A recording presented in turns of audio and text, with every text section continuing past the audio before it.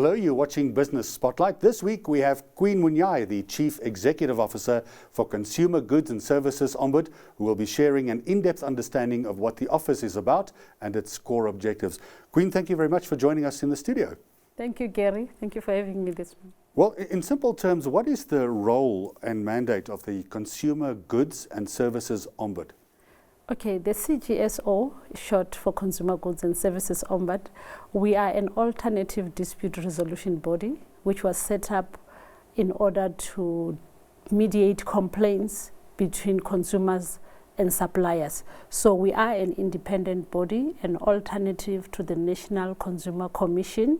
So we are a first call of escalation. If a consumer have a complaint against a supplier of goods and services, any supplier of goods and services in South Africa, whether formal, informal, they go back to whoever is giving them service or their products. If they are unhappy about how the complaint has been resolved, then they escalate to us, and then we come in to mediate for an amicable solution between the two parties. So that is who we are.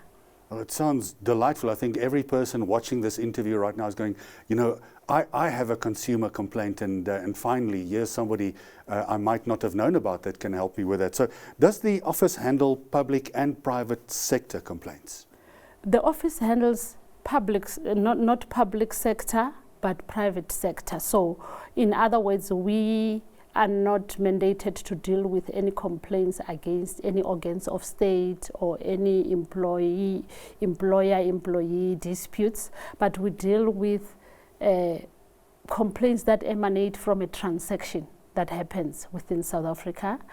And I know that it brings up other challenges there as soon as I say in South Africa, because now since COVID, we're having people buying from anywhere, you know, online purchases being one of the highest complaints that we are seeing. So, but our role focuses more on retailer or manufacturer, distributor, and a consumer. There has to be a business transaction that occurs. Then if there is any dispute that occurs out of that, then we come in to mediate between the two parties. You brought out your annual report now in August. What are some of the key findings of the statistics and the research within that? Okay, the findings in terms of complaints is that in the year under review, our financial year end is February. So we run our annual report from March 2023 to February 2024.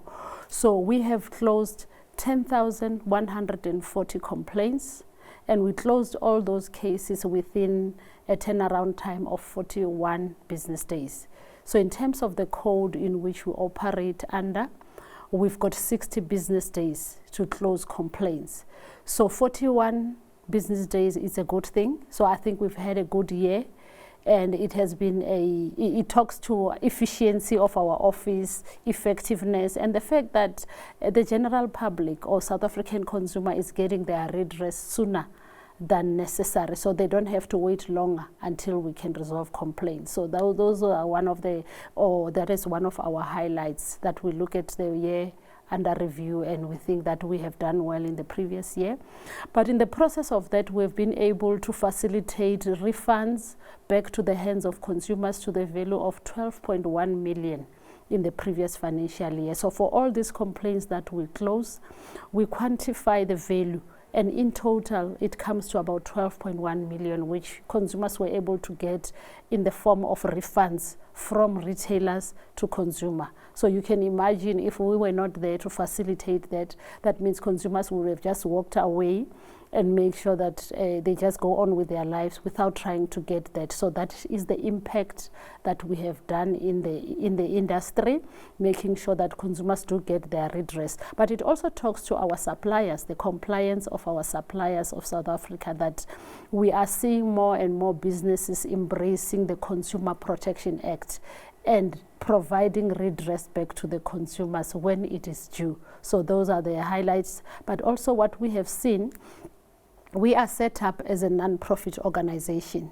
A lot of people confuse us for a government institution. Yes, we do exist because of statute, but we are non-profit. We are funded by participation fees. So meaning that the suppliers within South Africa, when they sign up to the Ombud scheme, they pay an annual fee. So through that annual fee, we are able to run the organization. So year on year, when we look at the previous financial year to the year under review, we've been able to increase the amount or the number of participating businesses within South Africa by 35% year on year. So that is a highlight that we walk out with. And I think to add on that is that we've been able to produce a 10th consecutive clean audit, which I think is something to be grateful for, because it shows that the monies that we are collecting from business, we're also putting it to good use, and we are taking good care of that money and making sure that we give back to the communities and make sure that it reaches the objectives why we have been set up. And I think over and above that, you can see that the more and more consumers are becoming aware about the offices. They are being aware of their rights in terms of the Consumer Protection Act. So when the consumers are empowered, that means they demand good service from the suppliers, and the suppliers are also pushed more over and above just being compliant, but they are now pushed by consumers who are demanding much more, you know, the best out of the transactions that they put through business. So maybe just finally then, what are some of the biggest consumer complaints you see? We have seen that since COVID, in fact, online transactions is the highest generator of complaints. So complaints that are coming to our office, the highest number is emanating from transactions that have happened online. We are seeing that there is a lot of complaints about appliances that are becoming defective within the first 6 months. In terms of the Consumer Protection Act, if something that you buy within the suppliers in South Africa or online, that product is supposed to be safe, but it also has to be able to do that which the supplier says it will do. And if it becomes defective within the first 6 months, there is an automatic warranty where a consumer can return it to the supplier. At the choice of the consumer, they can either get a refund, a replacement, or a repair. So we are seeing that suppliers, most of the time, they are forcing consumer to accept a repair over refund or replacement. So that is something that we are seeing on the ground, but we are also using the opportunity to educate our suppliers. And also what is very interesting is that for suppliers that are operating within Goods and Services Ombud, if it's a business that generates below 1 million per annum, they are obliged by law to sign up and be part of the Ombud scheme, but they don't have to contribute anything. Only big businesses, based on their revenue, they contribute annually, and that is making us to be sustainable as a business. We're going to have to leave it there, but fascinating and good to see consumers have an extra place to go to resolve some issues. Thanks very much for joining us, Queen. Awesome. Thank you very much. That was the Chief Executive Officer for Consumer Goods and Services Ombud, Queen Munyai, giving insights into the consumer goods and services industry and how the office plans to achieve more of its mandate.